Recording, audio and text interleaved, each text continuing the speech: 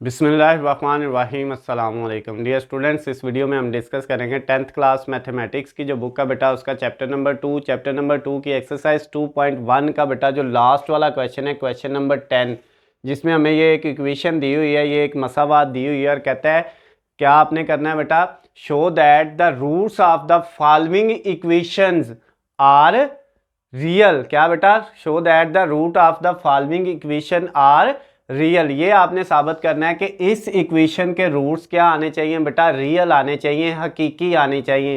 ये जो मसावात दी हुई है, मसावात के रूट्स को आपने साबित करना है कि क्या साबित करना है बेटा, साबित करें कि रूट्स ऑफ द इक्वेशन, यानी ये जो मसावात के रूट्स हैं वो क्या होने चाहिए, हकीकी होने चाहिए। किस तरह से साबित करेंगे बेटा, उसके लिए हमने इसका डिस्क्रिमिनेंट फाइंड करना होता है। तो डिस्क्रिमिनेंट में हमें ए, बी और सी की वैल्यू चाहिए होती है। तो ये एक क्वाड्रेटिक इक्वेशन है, तो इसमें से बेटा हम सिंपली ए, बी और सी की वैल्यू निकाल लेते हैं।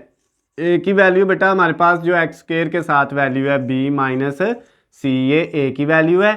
उसके बाद बेटा बी की वैल्यू क्या है, जो एक्स के साथ है वो है सी माइनस ए। और उसके अलावा बेटा जो आपके पास सी है वो लास्ट वाली वैल्यू एक्स के बगैर वो ए माइनस बी। ये बेटा आपके पास ए, बी और सी तीनों की वैल्यू आ गई।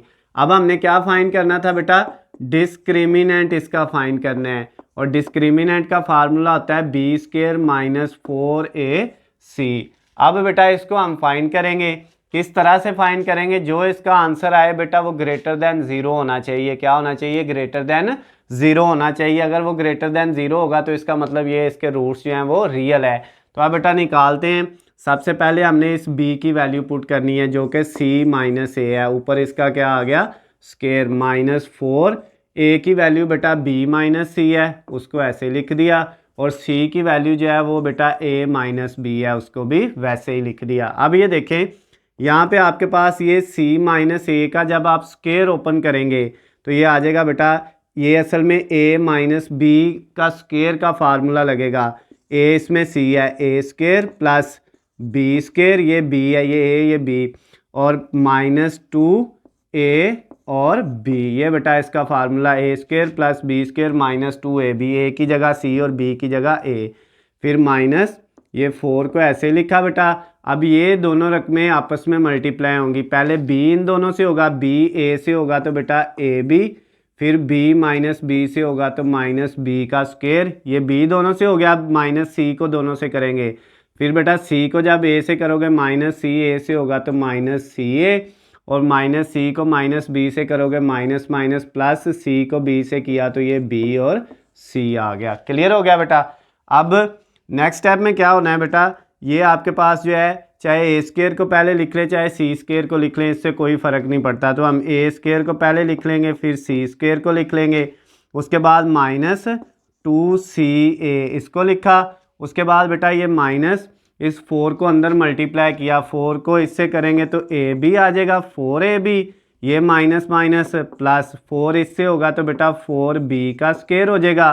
फिर ये माइनस और ये माइनस प्लस, 4 को सी ए से करेंगे तो 4 क्या आ जाएगा बेटा, c और a आ जाएगा। उसके बाद माइनस ये और ये प्लस, प्लस माइनस माइनस, 4 को b c से करेंगे तो 4b और c आ जाएगा। क्लियर हो गया बेटा।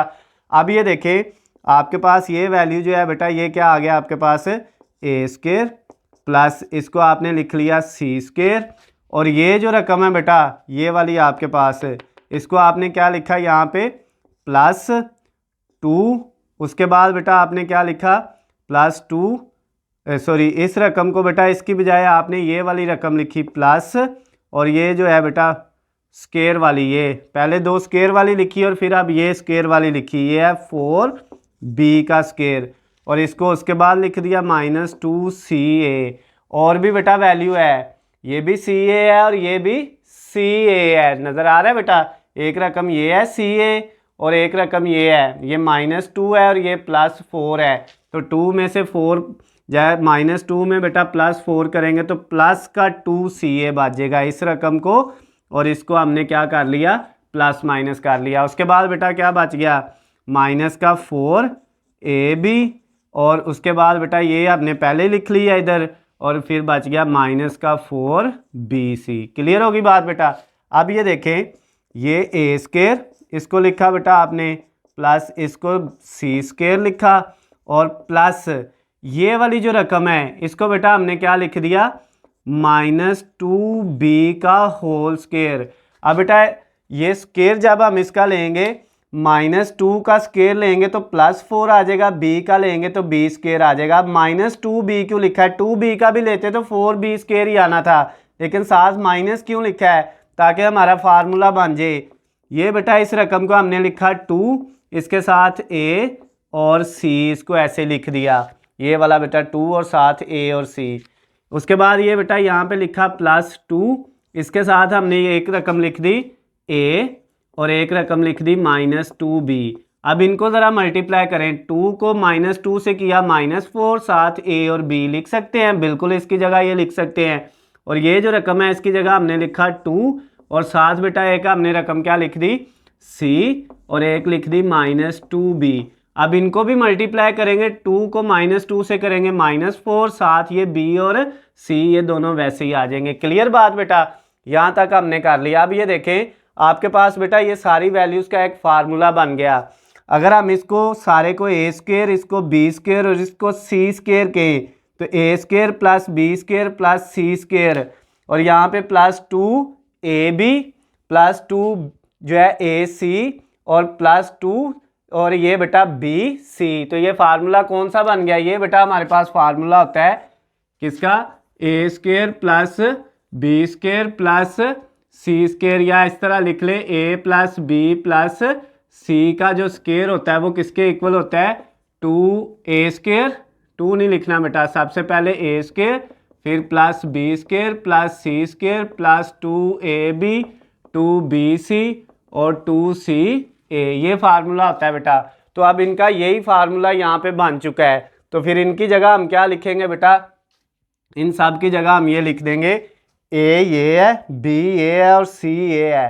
तो इसकी जगह हम लिखेंगे a plus b plus c और इस सारे का होल स्क्वायर। क्लियर होगी बात बेटा, ये वाला a था, ये b था और ये c था, तो ये बेटा a plus b plus c का होल स्क्वायर, a की जगह यही था, b की जगह c था और c की जगह -2b था। अब बेटा इसको इस तरह भी लिख सकते हैं a प्लस c और ये प्लस -2b और इसका बेटा ऊपर क्या आ गया होल स्क्वायर।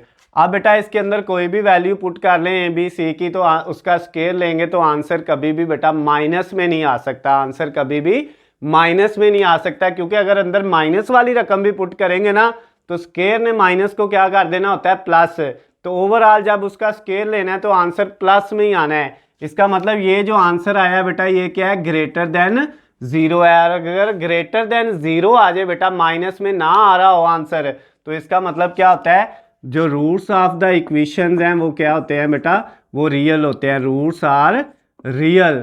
ठीक हो गया बेटा, इस इक्वेशन के रूट्स क्या हैं रियल हैं, यानी रूट्स जो है वो उर्दू वाले बेटा लिख लेंगे हकीकी हैं। क्लियर हो गया बेटा। तो ये जो आपका क्वेश्चन नंबर 10 था 2.1 एक्सरसाइज का बेटा 10th क्लास मैथमेटिक्स का, ये लास्ट वाला क्वेश्चन था, क्वेश्चन नंबर 10। ये बेटा आपका ये लास्ट वाला क्वेश्चन भी कंप्लीट हो गया है, उसके साथ ही 2.1 एक्सरसाइज है जो वो भी बेटा कंप्लीट हो गई है आपकी। इस एक्सरसाइज के हमने सारे क्वेश्चन, हर क्वेश्चन का एक एक पार्ट 1 बाय 1 हमने सारे किए हुए हैं। अगर बेटा किसी भी क्वेश्चन के अंदर आपको कोई भी मसला हो तो नीचे स्क्रीन पे आपको मेरा नंबर नज़र आ रहा है, आप मुझे कॉल करके, मैसेज करके या कमेंट्स में मुझसे पूछ सकते हैं। उसके अलावा बेटा अगर आपको किसी भी सब्जेक्ट के हलशुदा नोट्स, गैस पेपर या पेपर पेयरिंग स्कीम चाहिए तो उनका लिंक नीचे डिस्क्रिप्शन में दिया हुआ है, वहाँ से जाके आप डाउनलोड कर सकते हैं। वीडियो पसंद आती है तो बेटा इसको ज़्यादा से ज़्यादा लाइक और शेयर करना है ताकि ये दूसरे दोस्तों तक भी पहुँचे और उनका भी इससे जो है वो फ़ायदा हो सके। और चैनल को सब्सक्राइब ज़रूर कर लेना है ताकि आपको हमारी आने वाली तमाम नई वीडियो अपडेट बआसानी मिल सके। अल्लाह हाफिज़, खुश रहे।